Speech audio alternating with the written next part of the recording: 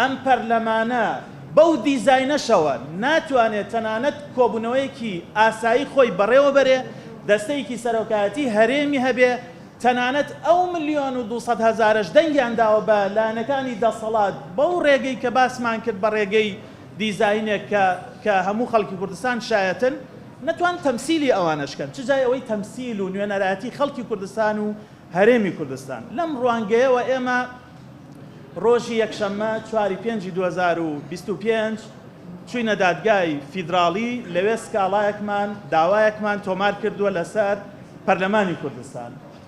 لەو دادگایە ئێمە سکاڵامان تۆمار کردووە، داوامان تۆمار کردووە و داوامان کردووە دادگا 3 بڕیار بدا دەرحەق بەم دۆخەی کە لە کوردستانی تێکەوتووە. یەکەم، پەرلەمانی کوردستان هەڵوەشێنێتەوە، واتە ئەنجامی ئەو هەڵبژاردنەی لە 20/10/2024 بەڕێوە چوو هەڵوەشێنێتەوە.